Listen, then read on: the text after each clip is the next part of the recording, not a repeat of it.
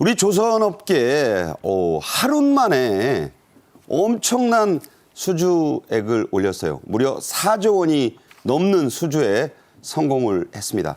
단 두 회사가 이룬 성과네요. 네, 그렇습니다. 우리나라에 큰 회운사가 세 곳이 있는데 선박회사가 우리 조선사 현대중공업, 삼성중공업 그리고 옛날에 대우조선을 인수한 하나오션이라는 회사가 있는데 이 중에 삼성중공업하고 하나오션이 17일에 동시에 이제 공시를 해서 알려지게 된 사실인데요. 삼성중공업 같은 경우는 이제 그리스에 있는 선사 차코스 에너지 내비게이션이라는 회사에 유조선 9척을 수주했다고 공시를 했고요. 그래서 이 계약 규모가 1조 9,300억에 달합니다. 그러니까 삼성중공업의 2023년 매출의 4분의 1에 해당되는 엄청난 규모죠. 엄청나네요. 네, 2028년까지 순차적으로 선박을 인도하기로 했고요. 그다음에 하나오션 같은 경우에는 대만의 에버그린이라고 세계 최대 해운사 중 한 곳입니다. 그렇죠. 이 에버그린의 친환경 컨테이너선 6척을 수주를 했다고 했는데 이것 역시 수주 금액이 2조 원을 넘습니다. 상당히 큰 금액이고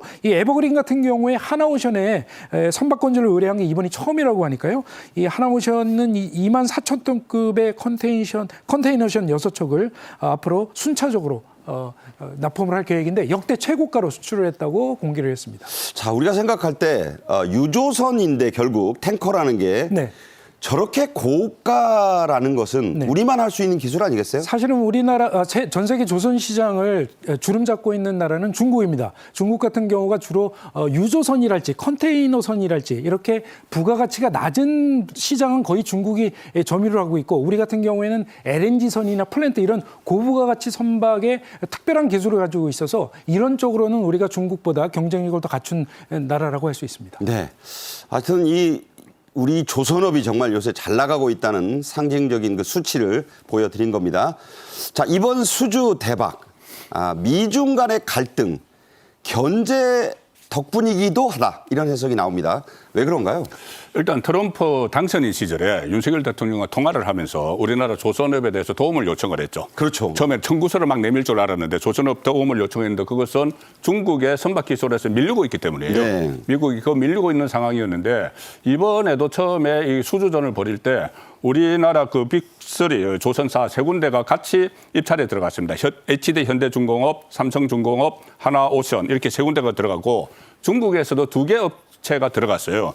중국에서는 다른 조선소하고 코스코 중공 이렇게 입찰에 들어갔는데 처음에는 이렇게 분산을 시킬 거라는 이야기가 있었어요. 이게 규모가 엄청나게 크기 때문에 각 선박사별로 분산을 시킬 거라고 이야기가 있었는데 그렇지 않고 이 삼성중공업의 손을 들어준 것이죠.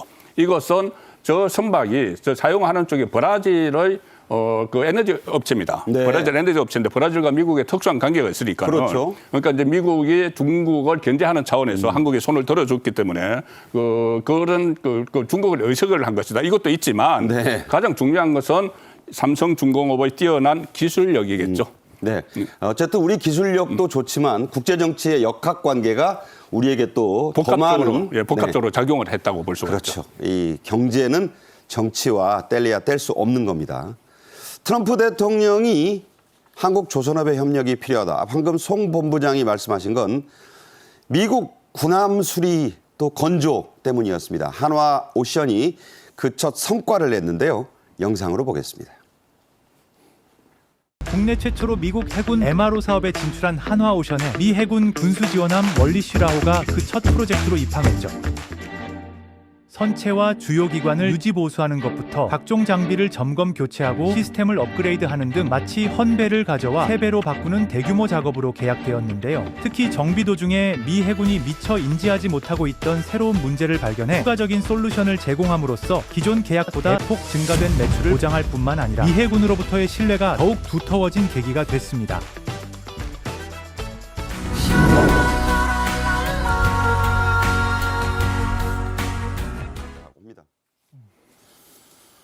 네, 얼마 전에 말씀드렸죠. 200 몇십 군데가 녹이 슬고 방향타 온갖 게 엉망이 된 저 배를 완전히 설계도면도 없이 새 배로 만들어 내보내 준 거예요.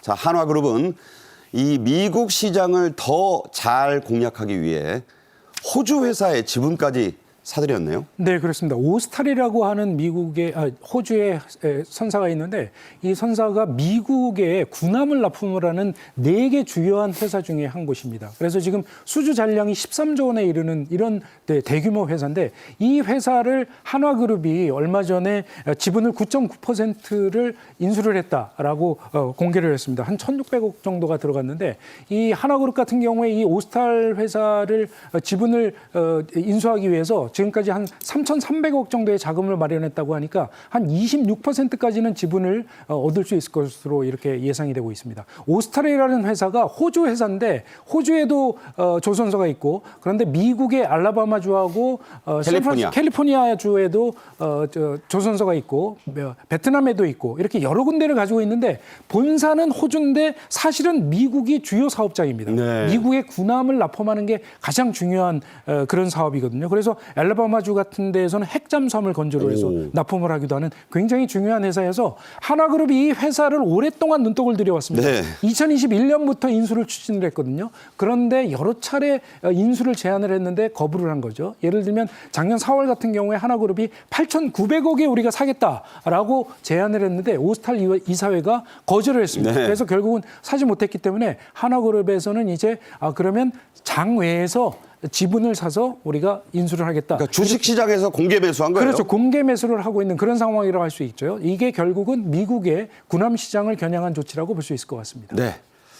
화약만 만들던 회사 이제 아닙니다. 벌써 아니었죠. 미국의 재래식 잠수함 분야에서 우리나라와 미국이 힘을 합쳐야 한다. 핵잠수함이 아니라 이 재래식 잠수함 기술도 매우 중요하거든요. 미국 전 장관 고문의 건의라죠? 예, 그렇습니다. 미국의 전 해군 장관 선임 고문을 지낸 스티브 브록이라는 사람이 이런 건의를 했습니다.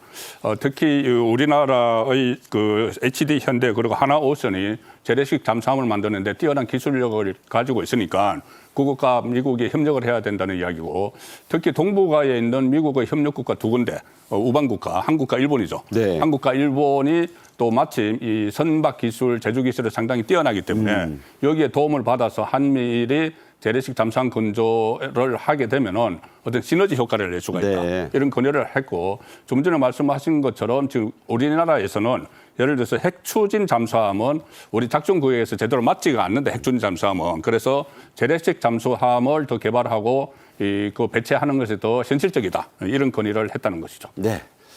자, 이런 유례 없는 조선업의 호황 너무 좋습니다. 그런데 배 만들 인력이 우리나라에 별로 없다는 거예요. 인력이 없는 게 아니라 할 사람이 없다는 거죠. 그래서 조선업계 인력난 때문에 지방자치단체, 구체적으로는 울산입니다. 울산시장 발벗고 나섰다고요? 그렇죠. 김두겸 울산시장이 엊그제 해외 사절단을 이끌고 우즈베키스탄을 방문을 했습니다. 그 방문을 한 이유가 조선 인력을 확보하기 위해서였는데 김두겸 시장은 작년에도 우즈베키스탄을 방문을 해서 현지 정부와 함께 조선 인력 양성 센터를 짓기로 이렇게 합의를 했었는데 이게 왜 그런 거 하면은 울산에 아시다시피 현대중공업하고 현대미포조선의 조선소가 있습니다. 조선의 도시죠. 협력업체들이 한 600군데 정도 있거든요. 그러니까 조선 인력이 굉장히 많이 필요한 그런 도시인데 요즘 아시다시피 젊은이들이 이 험한 일이라고 해서 조선소에 가기를 싫어합니다. 그래서 그 빈틈을 결국 해외 인력이 메꾸고 있는데 지금 한 8,000명 정도가 일을 하고 있다는 것이죠. 가장 많은 인력은 베트남 인력이 한 2,200명 정도 되고 그리고 스리랑카 국적도 한 2,000명 정도 되고 그 다음으로 많은 인력이 우즈베키스탄인데 힘이 장사래요. 굉장히 힘이 좋고 그리고 되게 성실하답니다. 네. 그래서 맡긴 일을